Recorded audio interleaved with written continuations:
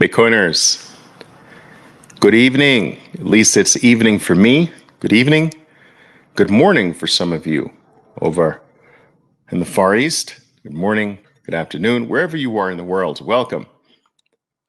Another spontaneous live session here with Oliver Velez. Of course, my name is Oliver Velez. Come on in, guys. Make yourselves comfortable if you're available. Come on in. Let's talk about my favorite topic, Bitcoin. Let's do this. All right. The usual suspects I see are starting to pile in here. That's awesome. Come on in. Hope all is well. Hope you've been enjoying the goings on in Bitcoin land. It's a very, very exciting time to be alive. All right, guys. Long time no hear, a long time no see. No, I'm only teasing. I'm trying to do these things a little more regularly now because my time is limited. Your time is limited. All right. Come on in, guys. Welcome. Bitcoiners. I have some traders here as well. Traders from my trading world. Come on in. Supporters, haters, you're welcome too. Detractors of Bitcoin, you're welcome too. Everyone is welcome here. All right, guys. Yes. Let's do this. Let's talk Bitcoin. I have a very interesting topic that I'd like to discuss with you. And this actually shouldn't take too long. This should not take too long. It's a topic that I can be fairly concise with, but that certainly has no indication on the extent of its power. It's a powerful topic that I want to speak to you about. And I want to talk to you about the topic or the subject of ownership and how ownership really hasn't really truly existed for us for a very long time. And while that concept or the word is alive and well today, the true essence of ownership, the true essence of property has really been chipped away over the decades in a very, very great way. And what's left of true ownership today, what's left of true property rights today is a shadow of what it used to be. And I want to talk to you about the fact that Bitcoin has come into our lives to bring true ownership and true property rights back to us. And it's come to do it in a global way. Sometimes throughout history, there have been various parts of the globe, various parts of the human civilization that had more ownership rights, more property rights than others. And it was somewhat sporadic. Bitcoin has come on the scene to basically allow for true ownership globally, evenly, fairly across every single human being at the same time. And that's quite amazing. It's come to bring about property rights, true, real, authentic property rights for every single human being on Earth without permission in a fair, decentralized way. And this is a first time event in the entire human species that every single person on planet Earth has access to this level of freedom, this level of rights, this level of true ownership, this level of property rights. Okay? So let's talk about ownership. Okay? The first thing, before we can delve into the topic of ownership, we have to talk about what property is. Everyone is born with property. We come into our lives, we come into existence as a human being, and instantly we possess property, or at least we're supposed to possess property, right? Our property is ourselves, our body. At first, that piece of property, that supposedly unalienable right of ours to be ourselves and to control ourselves. And many people confuse themselves with the body, but for all practical purposes, we're going to assume that they are the same, but they're not. But we're going to assume that they are the same for the purposes of this discussion, right? So we come into this world with a body. This is our first form of property, and it's first entrusted to our carekeepers, our developers, our nurturers, our parents. But as we become adults and go out into the world, this is our true first form of property.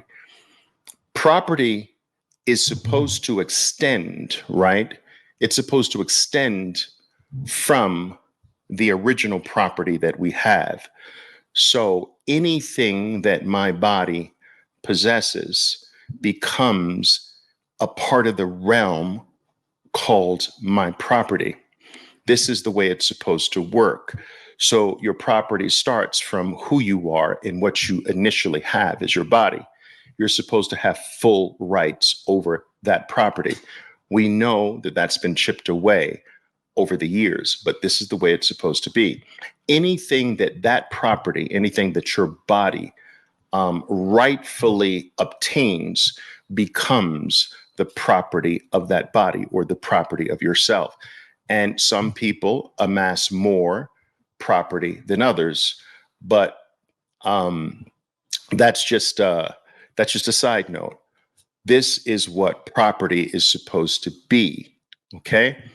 And one is supposed to have full ownership rights over one's property, starting from the original property, right?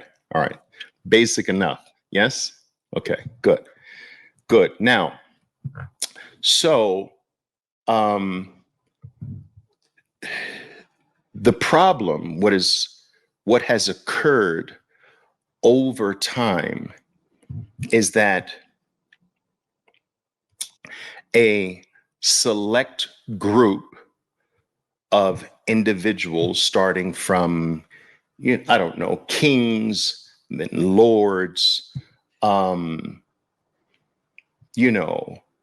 leaders, dictators, leading politicians, what have you, the controllers of money for the most part,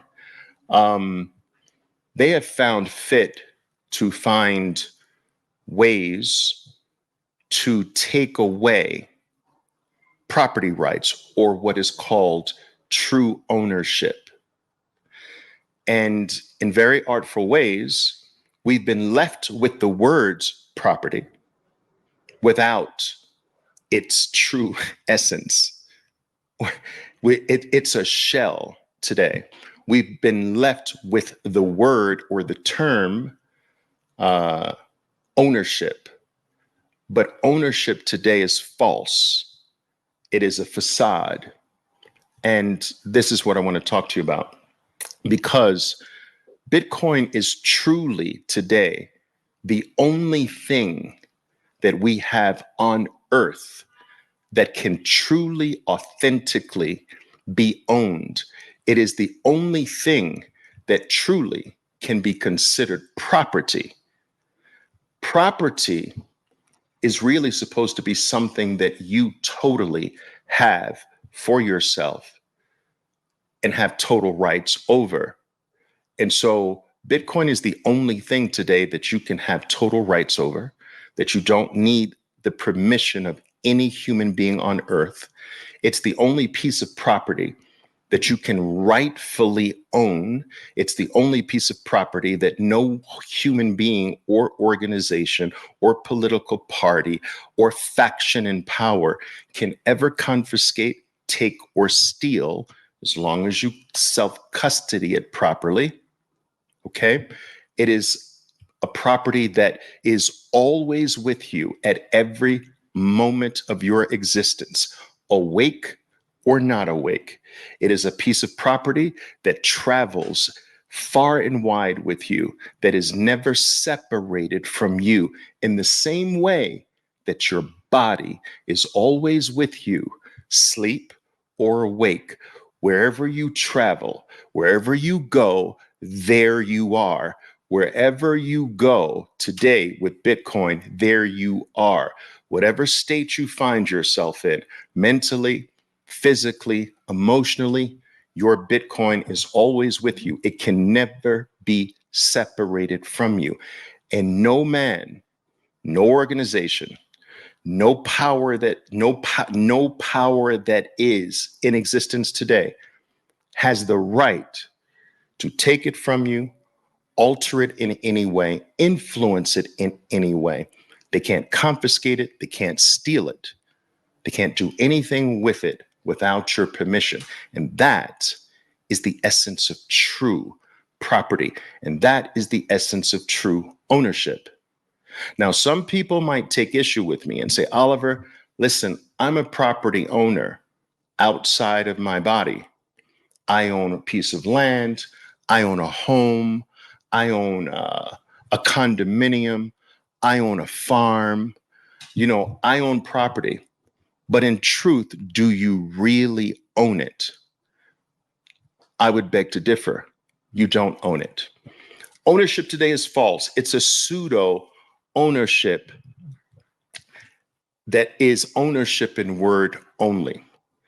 Homes, as an example, homes are not owned by almost 100% of the people. Debt has been used as a way for individuals to ensure that individuals never really truly own their properties. And this is why a debt-based ownership on your property is always encouraged. In fact, it's the preferred way to acquire so-called property that you so-called own, because if it's acquired through debt, it means that you don't really own it. All right. Many of you are the so-called owners of your home, but can you show me the deed to your home? 99% of the people can't show me a deed. That is not ownership. That is renting under the guise of ownership. You're renting, buddy. You're borrowing. Do you understand? You're utilizing the property like a sharecropper utilizes the master's land, like a sharecropper lives in the house owned by the sharecropper owner. The sharecropper uses the land. The sharecropper lives in the house on the land. The sharecropper makes his living off of the land, but is not the owner of the land, not the owner of the structure on the land, makes money from those two things, but still is a renter. And that is the scenario of what is called property ownership today. You owe the real owner for being on the land. You owe the real owner for living in the structure. And you make money from those two things, but from that money, you must pay the real owner. And yes, they will put a title on this arrangement as, yeah, you own it. Yeah, you own it. It's the same thing. You own it. Don't worry about it. Just pay me. Right. And that is what is called ownership today. Ownership is you can use it, just pay me, and pay me until you die. This is what ownership has become. It wasn't always that way, but this is what it's become. The powers that be have found a way to own everything and get paid on it forever under the guise of a false form of ownership in name only. This is not Bitcoin. Bitcoin is true ownership. Some people might say, well, Oliver, I own my piece of property outright. I have the deed. I can show you the deed. Okay. That's just a second tier of false ownership. It's false because the sharecropper, you're still a sharecropper. The owner of the land that you're sharecropping on still requires that you pay him forever in the form of taxes. Anything that you can be taxed on by another man is not yours. The taxor is the real owner. That's just another word for rent, bro. If you gotta pay forever someone else, I don't care what you call it. In my book, you're renting, you're a renter, you're a sharecropper. And the taxor determines every few years, you know what? Guess what? I say that it's time for you to pay me more. That's called a tax assessment on your so-called property. So I'm going to draw the number up and say, I think you should be paying me this now forever until you die. You, under the current property arrangement, you pay another man until you die. That is not property. And that is not ownership. It's a false narrative to keep the sharecropper slave mentality going and to keep you accepting that as, yeah, that's cool. That's okay. That's awesome. I get to use it. I get to make money from it as long as I keep paying the real owner. Anything that you have to pay another man for is not yours. It's the man you pay. Do you understand what I'm saying? Do you see the falsity of this? I hope you do. I hope you do. All right. Gold used to be, all right. Gold used to be something that a human being could own, truly own. It was considered money. At the same time, it was considered a store of value. I could entrust my future to this solid form of ownership. No one was going to tax me on it. Once I'm in possession of it, I don't have to pay another man for the right to have it in my possession. This was something that was true ownership, which is why I said true ownership was taken away, but we had it at one particular time. And this form of ownership, however, was co-opted. And so today, you can't really own gold, not in any sufficient amounts. Oh, you can say, this is white gold here. But Oliver, I own this white gold. All right, yeah, fine. Let them have the little tiny insignificant amounts, and okay, yeah, you own it. You own your little tiny insignificant amounts of gold. But I'm talking about real, substantial, massive wealth. When it gets to a place where this is my property, you can't own gold today like that. You have to have that custodied. 99.9% of all the gold in the world today is custodied by another man. You pay another man to custody it, and you don't even know if it's there or not. I had tons of gold in a London vault for 22 years. 22 years. tons. Never saw it once. Paperwork.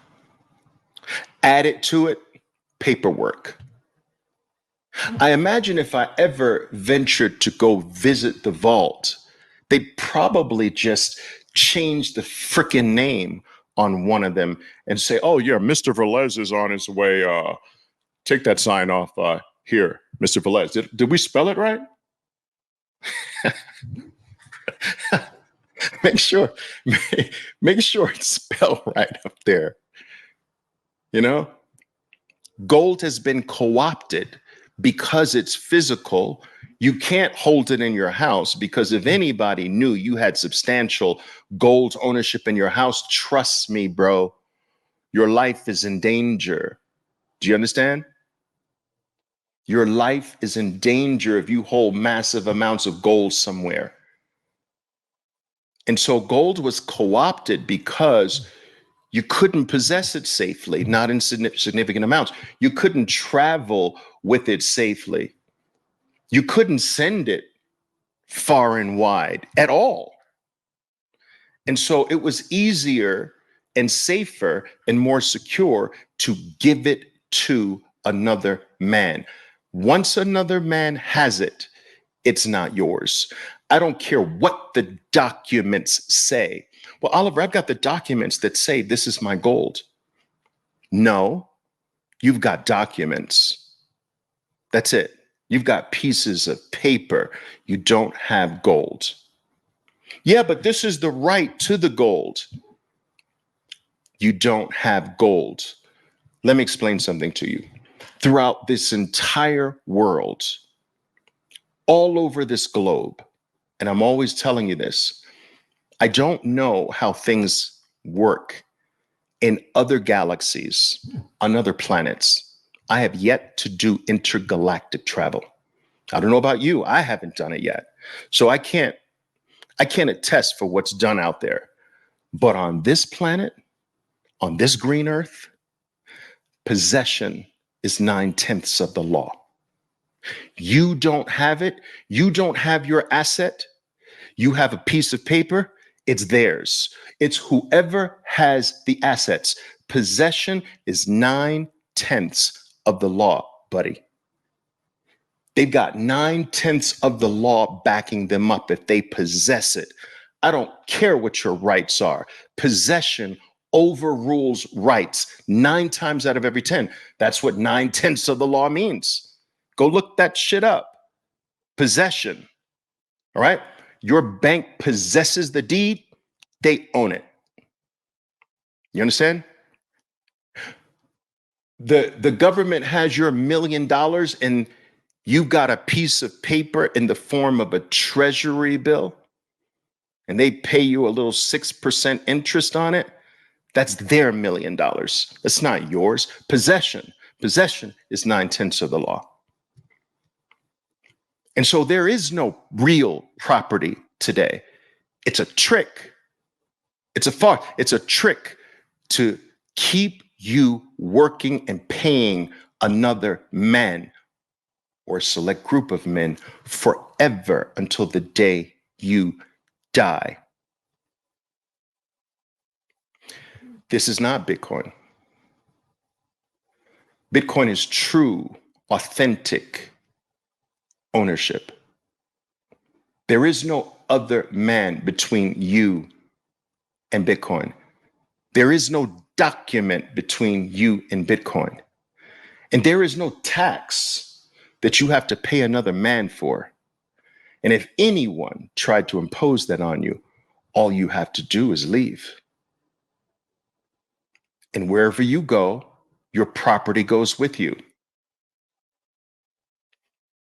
I hope you understand what I'm saying here is that the system is designed to keep you working under the guise of ownership, under the guise of having rights, property rights, which you don't have.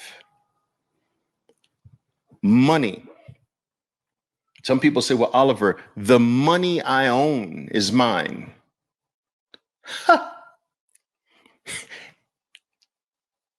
In what world?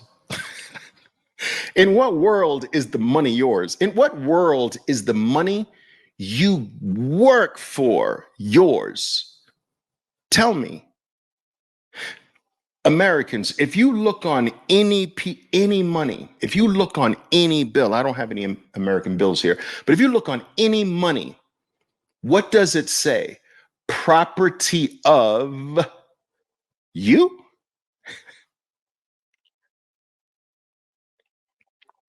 That's the property of another man, bro.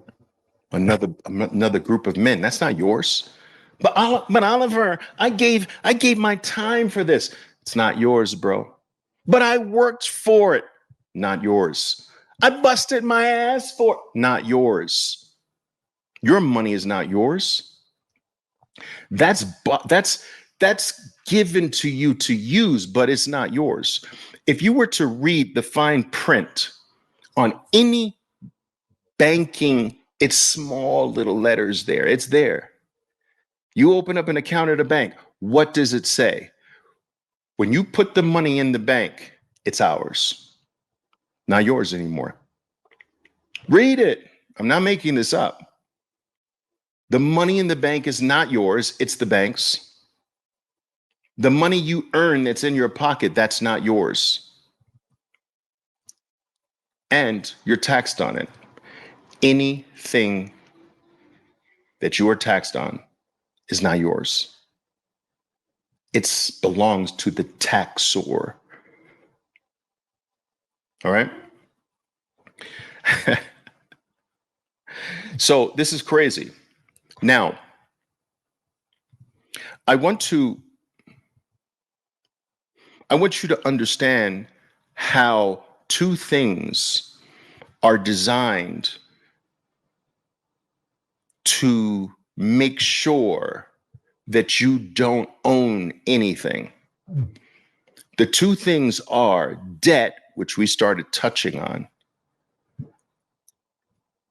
Debt always keeps you the non-owner. You're the sharecropper. You're the user. You utilize it, but you never own it. If debt is involved, you never own it, ever, ever.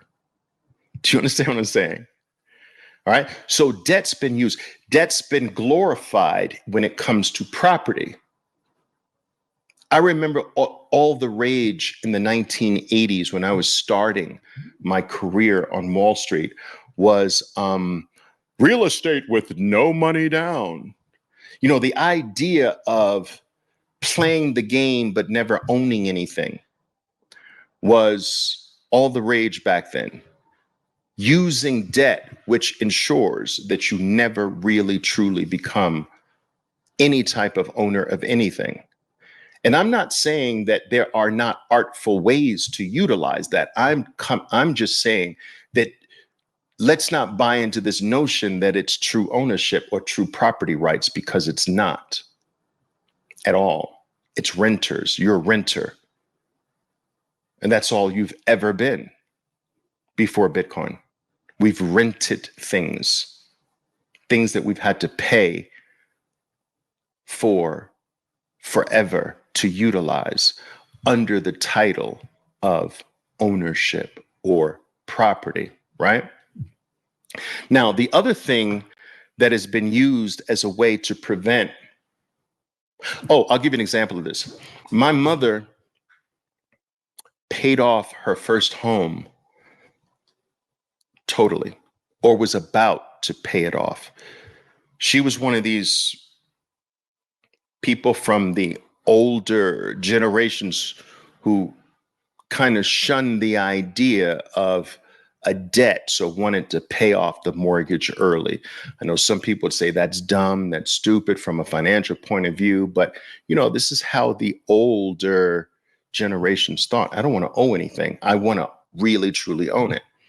And just as she was about to pay off the entire mortgage, she was sent a blank check book that she could write checks against for $600,000. Just sent without any solicitation whatsoever. This checkbook from the bank, Mrs. Velez, here's $600,000 and a blank checkbook.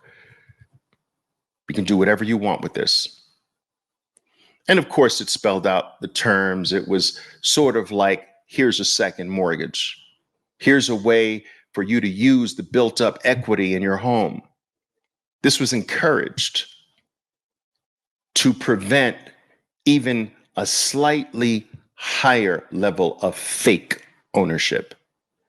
So debt has been always used in one way to prevent true, authentic ownership. The other thing that has been used historically is interest. So I'm going to say something that I know will probably upset some. But let me say it anyway. All right. Interest paid to you for something. That's a scam. Interest is one of the biggest scams in the financial arena. Understand this. It's a scam. And this is why certain religions have forbidden interest, because it's usury in a way, in one way. But interest paid to you for something is a scam. And let me explain to you how it's a scam. It's a scam to prevent you from ownership. So let me give you an example. You give up in an interest payment scheme, you give up the valuable thing. You give it to another man. That other man has the thing of value. Possession is 9/10 of the law. You have just transferred ownership to the possessor. Now, the possessor has your asset, your valuable. You've lost right there. In exchange for you giving them 9/10 of the rights to that item, they pay you a pittance of the value of the thing. Fair trade? I now have 9/10 of the law behind me. It's mine. You gave it to me. But I'm going to give you something for it. I'm going to give you 4% of it every year.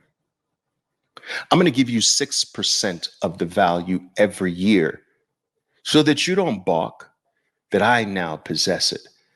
I now really own it because possession is 9/10 of the law. Another trick to have you hand over your valuables to another man. Now, how does that seem like a great exchange?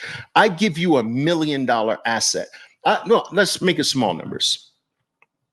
I give you a $100,000 asset. You now have possession of my $100,000 asset, and you give me back 6% of it every year. And I'm happy with that arrangement. Bro, you just took my 100,000 and you just give me back 6,000. You get 100, I get 6,000. Yeah, I'm happy with that, Oliver. I want interest on my Bitcoin. How do I get interest on my Bitcoin, Oliver? How do I get interest? I want to give 100,000 and get 6,000 back. It's a scam for ownership. It's a scam for possession. And the masses have fallen for this. Give me your assets. and I'll throw you some flakes, and you will like it. You will want it. I will sell it so beautifully that you will hand over any goods that your poor little life was able to muster up under my slave system. And I'm going to trick you into giving it back to me. And I will just throw you a few flakes. And I'm going to sell that like that is sound activity. I'm going to sell that to you and the masses. You're going to love it. You're going to love giving me your value. You're going to love giving me what you worked for. And in exchange for that, I'm going to throw you a few flakes and I'm going to indoctrinate you to believe that that is good. I'm going to send you to universities and I'm going to teach that to you, that interest being paid on your assets is smart. That's a good thing. It's all bullshit. It's nothing more. Hand your valuables to me.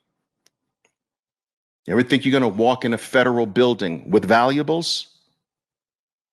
With things? No, leave your shit over there. Right? It's a strip down. It's a shakedown. And we've bought into that nonsense. We've bought into that nonsense.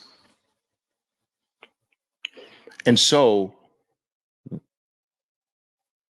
we, the masses, have been robbed of their property for eons under this guise.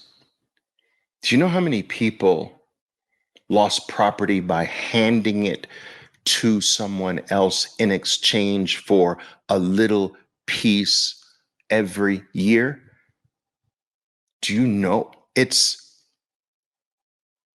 incalculable? It's incalculable. It's the Celsius model on frickin' steroids for time immemorial. Hand me your Bitcoin. I will give you such a small pittance of its value. Oops, I don't have it anymore. Oops, something went wrong. Oops, somebody stole it, Mount Gox. You know? The amount is incalculable. Do you understand? You guys remember the story I told you of the American slaves when they were freed from institutionalized slavery.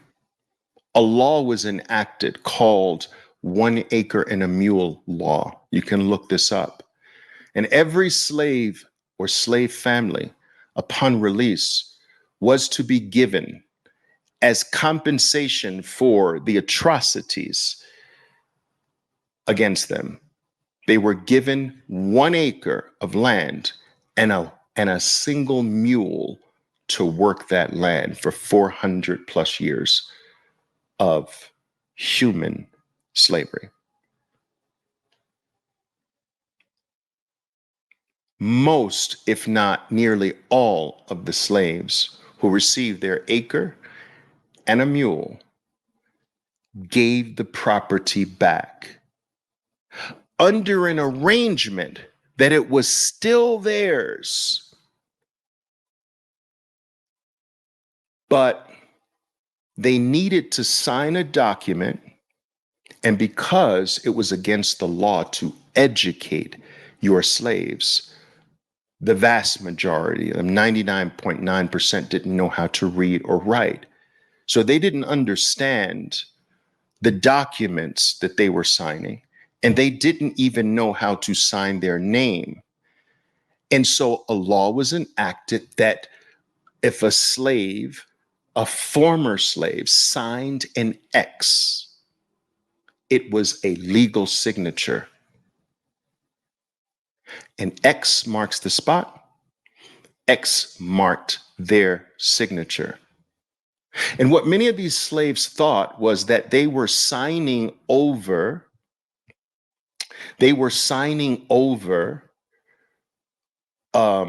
their land to be used to make money for themselves. And so In many cases, no one would buy after the slaves were released. They wouldn't buy the food from their land. So any food, any vegetables, anything, any cotton, anything or whatever that came from one of those acres and that mule, no one bought it. And so people started coming to them and saying, listen, if you sign this document, put an X on this document, all right, you will be able to sell your things from the land. Just sign here. And these families that were struggling because no one would buy for them felt like this was their survival. Okay, cool. It's still yours. This is just going to give you the right to sell your shit, sell your stuff that you work for. And what they were really doing is handing over possession of the property through a legal document they couldn't sign. Now, there are groups that have gone about, and to commemorate this, they have legally changed their name, their last name to X, to commemorate this massive crime on the former slaves.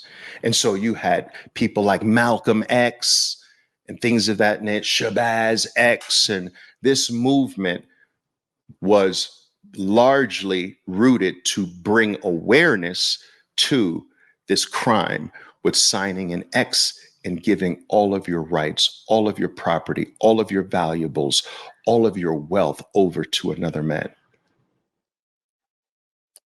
There is no signing of an X with Bitcoin. There is no giving Bitcoin to another man if you really know what it is.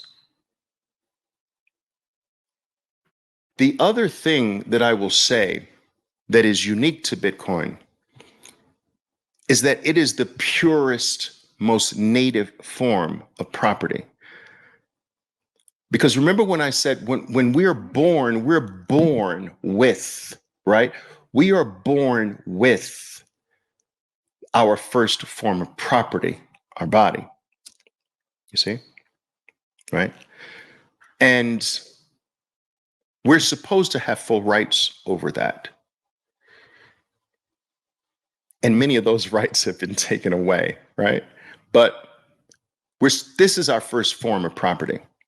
And we can't really be separated from this property. It's the ground, it's the base layer of property. It's the base layer of property from which all of the property springs. Okay?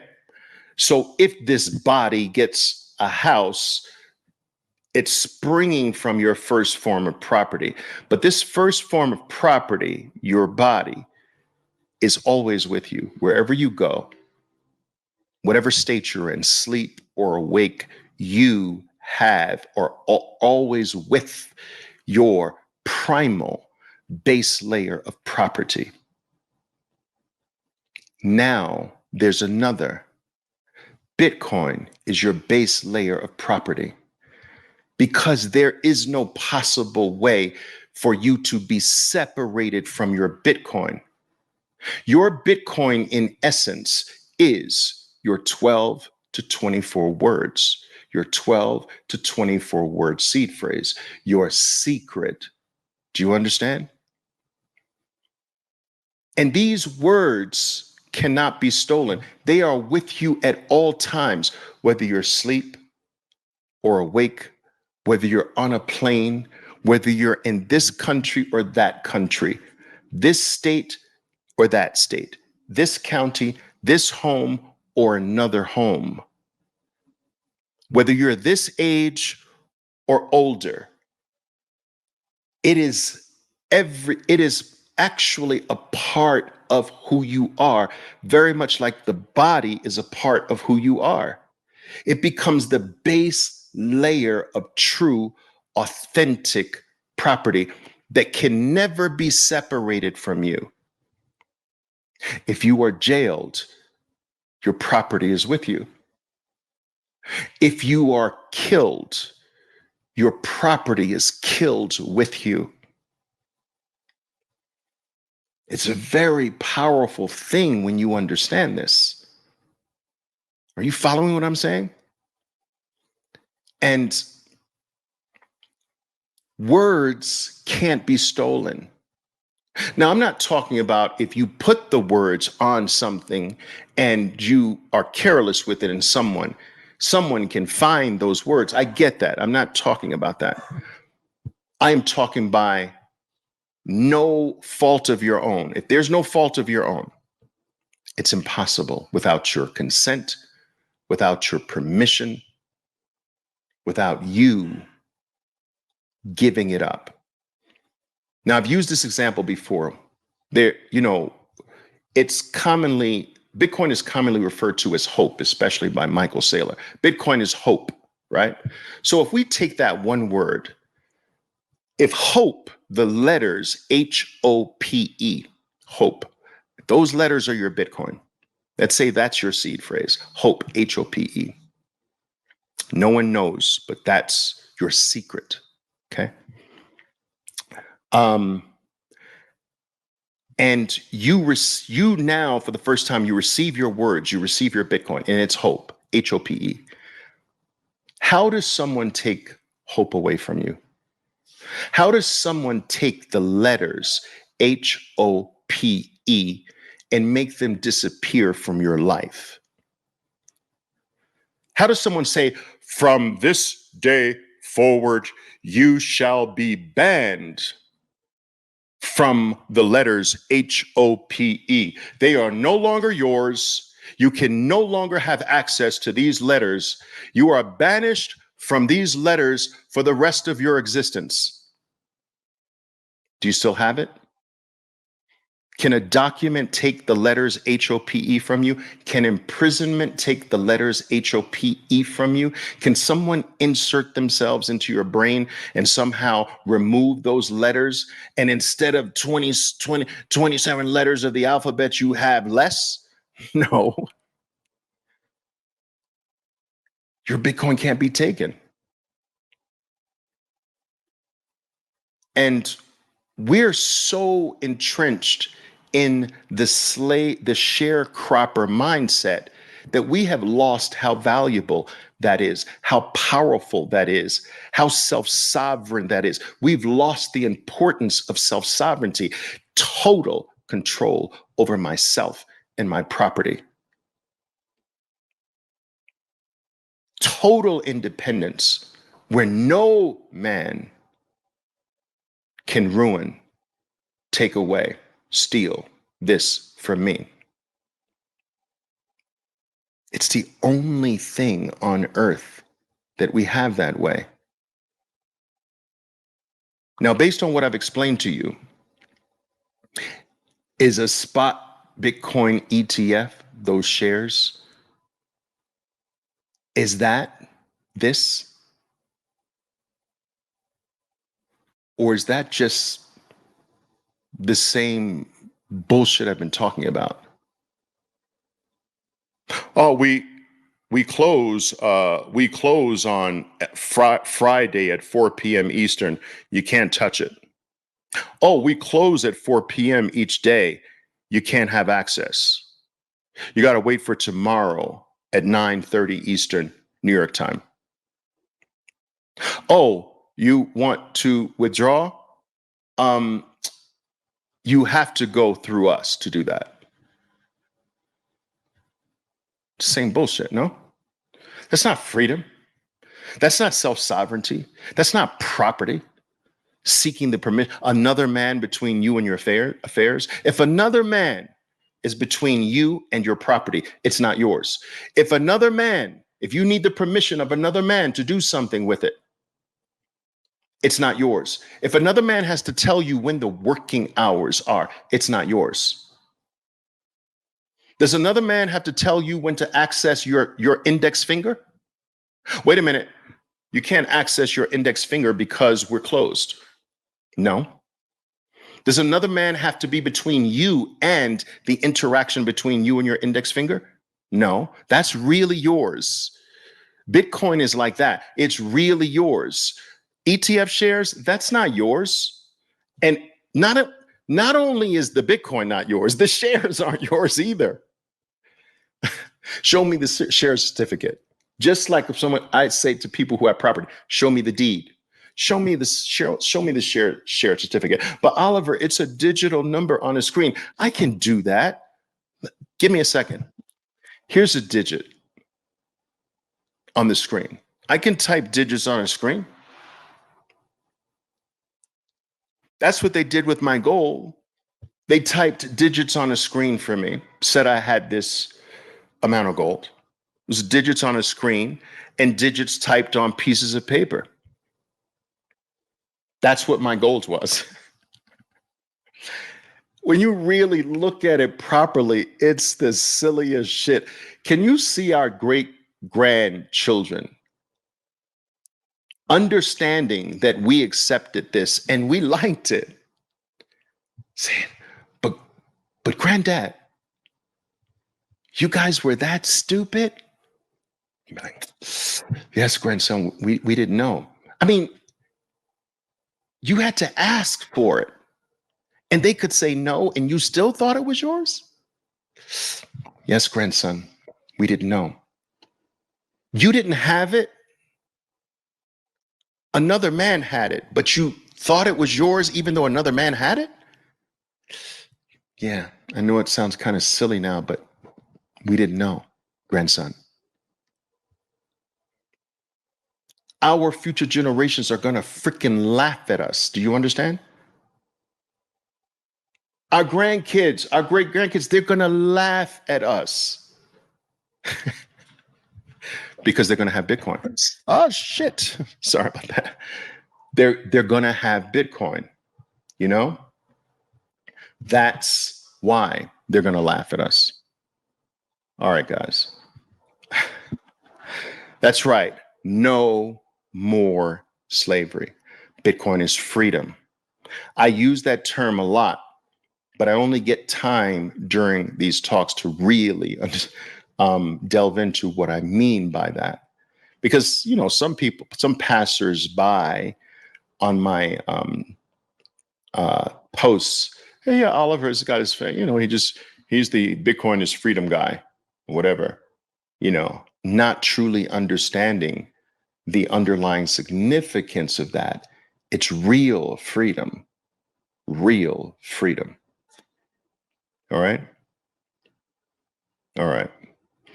Guys, what have you got for me here? Any questions? Let's see. Any questions tonight? 1,300 people tonight. Not bad. All right. New York time, huh? All right. Yeah. I'm 1 hour back from New York time where I am here.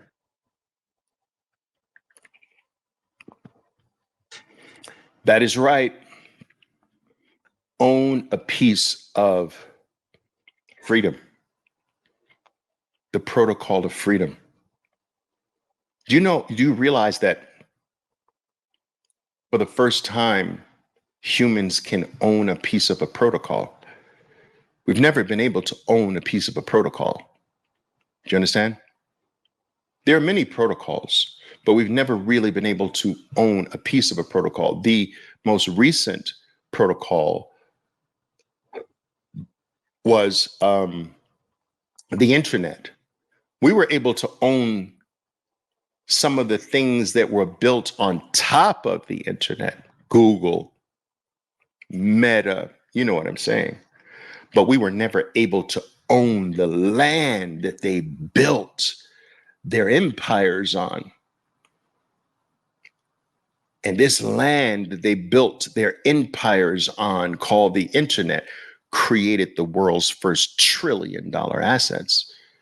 But we could own the assets that were built on top of the land, but the land, the protocol, we were never able to own a piece of what gave them life, what gave birth to the world's first $1 trillion assets. But today, we have a bigger protocol. called not the internet, but the internet of money. And that's a far bigger protocol than the internet of information and knowledge. This is the internet of money. It is what makes the freaking world go around. It is what affects every single human being on planet Earth.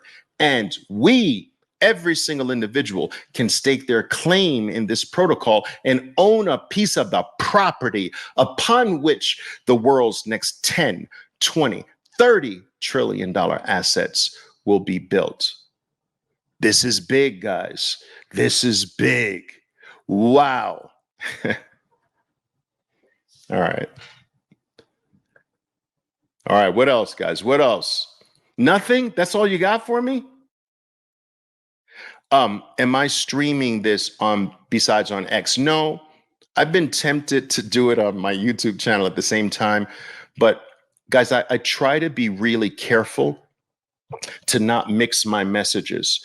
So my YouTube channel, for the most part, is dedicated largely to my other life, the only thing I've ever done with my life, which is trade financial markets. And I decided that Twitter, which became X.com, right, would be the medium through which I build my library of thoughts and ideas about Bitcoin here. And I find that keeping that somewhat of a line of demarcation between those two are helpful, because I don't want anyone to get things twisted. I am not trying to sell you anything. I am not trying to get at your money in any way. I don't need it. I don't even want it. I'd rather you put it in frickin' Bitcoin. Or I'm not here to do that. All I'm here at the message is our window of opportunity to grab a piece of the greatest opportunity human beings have ever been exposed to. That window of opportunity is very, very small, and it's closing very rapidly.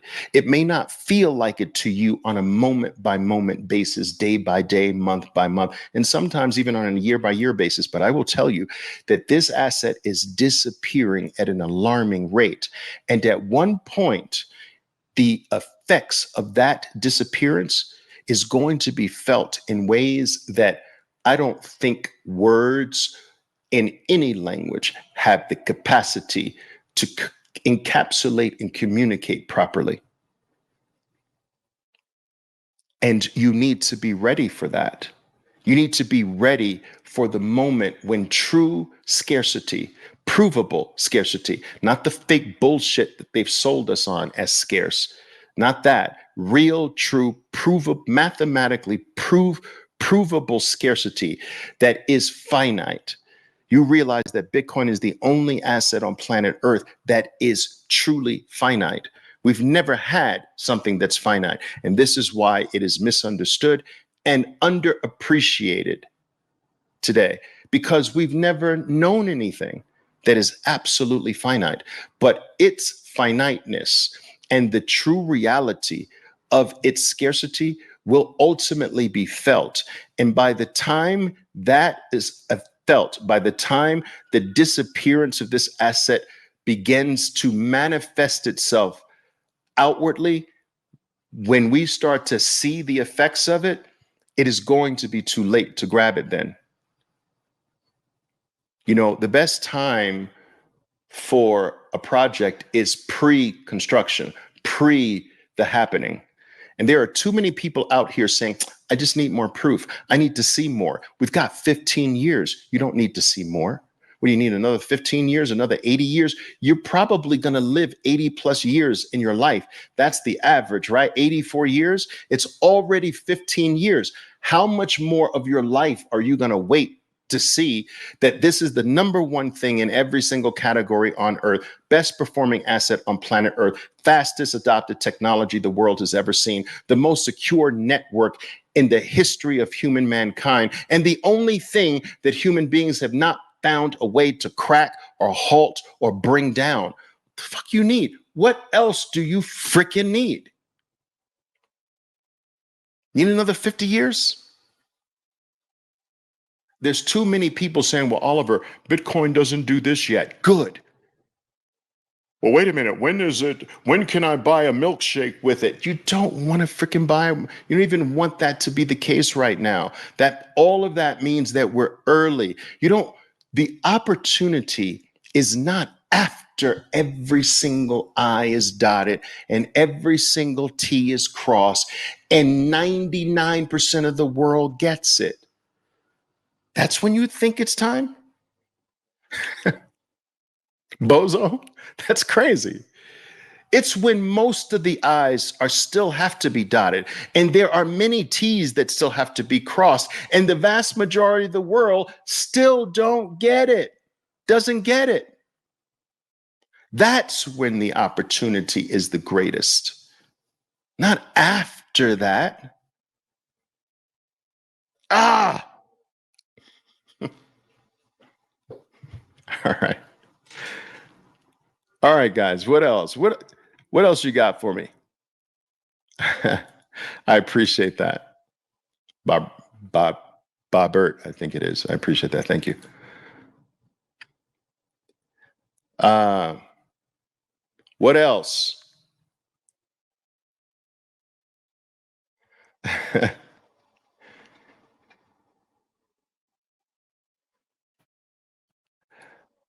um, it may cause wars once all fiat currencies fail in the world.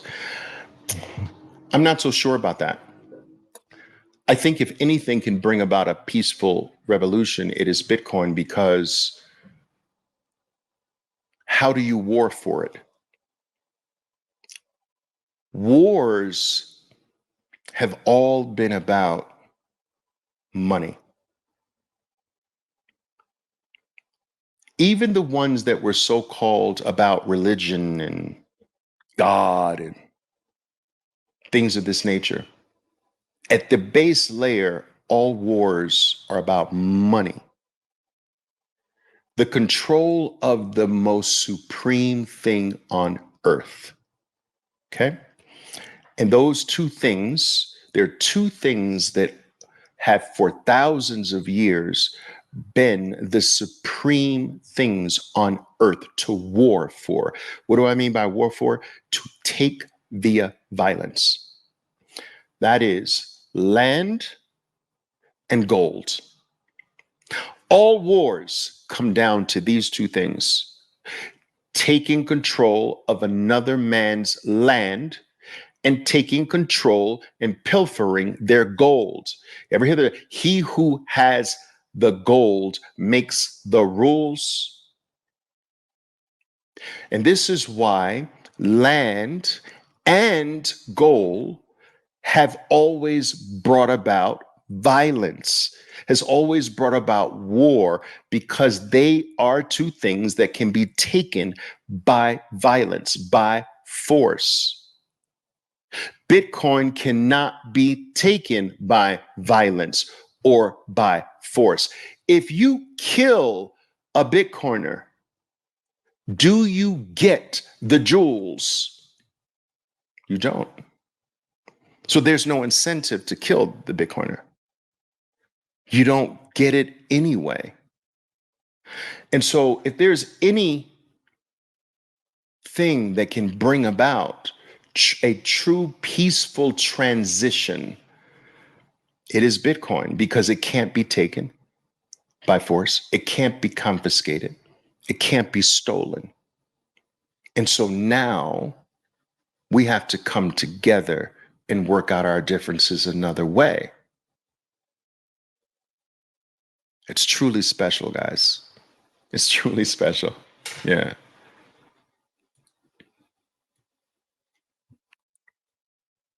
All right. Nothing else? I guess I'm seeing all the comments here. All right. I get this question all the time. And I think this is a good way. This is a good time, guys, for me to bring this up for you. It's a really good time to bring this up for you. But Give me a second here. Why can't I find this? Oh, okay. I get it. I get it. All right. It is said that this is actually said by Jason Lopp, whom I have a great deal of respect for. But it is said, or has been stated by Jason Lopp, that out of all the Bitcoiners in the world that exist, more or less 13%, only 13%, he said, are true 100% Bitcoiners and nothing else, meaning that they believe Bitcoin is the only solution, the only thing, and will not bother with anything else. So being a Bitcoiner is already rare because less than 0.5% of the entire world's population. There are 8 billion people on Earth today. Less than 0.5% of the entire human race has Bitcoin. And that makes you extraordinarily rare if you have Bitcoin today. But a 13%er is the rarest group of all. They're that small portion of the rare. They're a rarer portion of the rare that's Bitcoin only. And that is what I am. I am. My name is Oliver Velez, and I am a Bitcoin 13%er. Take a photo.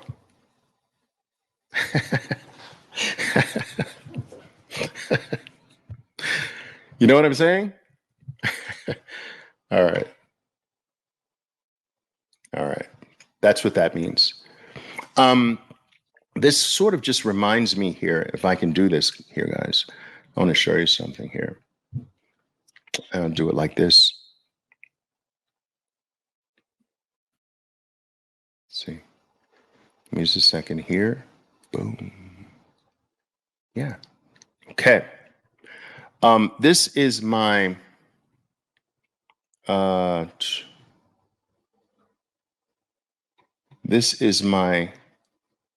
Twitter or x.com page, as you can see. I'm trying to find that comment to remove it.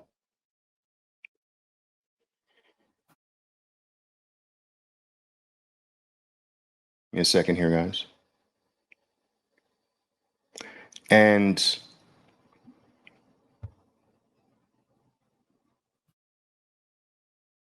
I just do it like this. Thank you, Kiet. Thank you. I appreciate that. I want to scroll through this because I want to show you this. Bitcoin Unleashed. Guys, if you're finding anything of interest here that I'm talking, if anything that I'm telling you today resonates with you in any way, and you're interested in knowing where all of these talks wind up, they wind up on my Bitcoin podcast. All right. Absolutely free to access, no obligation whatsoever to do anything but just listen. All of them. And they are this podcast is available on all pretty much all of your popular podcasting platforms. So I will show you that by clicking on that link. What you can do is go to, give me a second here. It'll go to this page where you can, there's a version of Bitcoin Unleashed on YouTube with visuals. All right. Spotify, Fountain, Apple, Spreaker, Google, Amazon, these are pretty much everywhere. Okay. You can access any format you like from here. And I lost track of how many hours of talking about Bitcoin is here. But if you do treadmill work, like I do, or work out, or take walks, or you walk your dog, or you walk on the beach, or whatever, this is a great way to for us to get together and take in some Bitcoin content, right? That's only if anything I've said resonates with you in any way, right? That's if not, then no problem.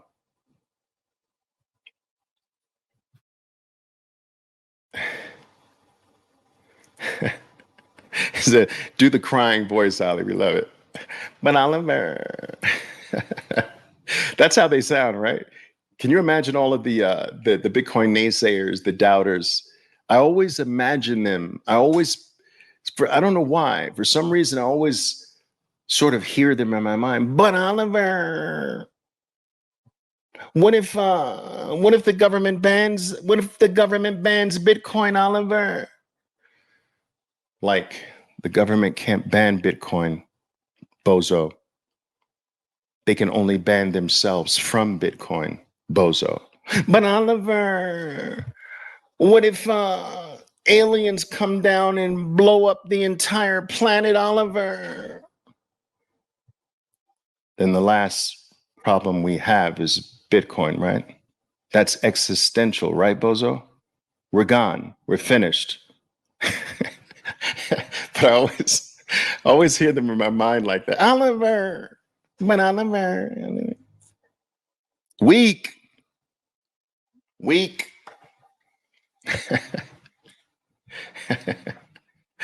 All right, guys, you got nothing for me here. All right. All right. The light on the questions here today. No problem. But 1,500, we got it to 1,500, guys. Listen, I want to thank you. Bitcoin is the rarest, will become the hardest money and the hardest asset in the world right now on April 20th. We live in a simulation, right? That's crazy. April 20th, that is the estimated date right now, based on the estimation of the frequency of the blocks right now. April 20th, it will become the hardest money and the hardest asset, right, known to man, surpassing in one fell swoop gold and real estate.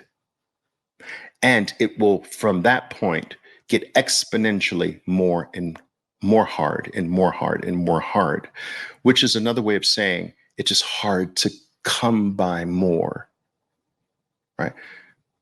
And so this will also guarantee that it becomes scarcer and scarcer and scarcer. So in April, we will have the hardest thing human beings have ever encountered and the scarcest thing on earth, and the only thing on earth that is truly provable finite. And this is mind-boggling. But the most valuable thing in your life is your time. With all of that being said, there is nothing more valuable than your time. And so it's Bitcoin and your time, the scarcest, most valuable things on earth. You tonight, you gave me one of them. I wish you gave me both of them. No, I'm teasing. But you gave me your time. That is something that I truly do not take for granted. And I promise you, every single time I address you, I will do everything in my power to try to give something of value, something that you can walk away from, something that you can ponder on, and maybe something that you can utilize and benefit from for the rest of your life. I hope I've done that here tonight. If I haven't, I promise I'll get better every single time. All right, guys. Enjoy your evening, morning, afternoon, wherever you're on the world. Until next time, you know what to do. Go to work. Go to work. Stack harder. Stack harder. Ciao.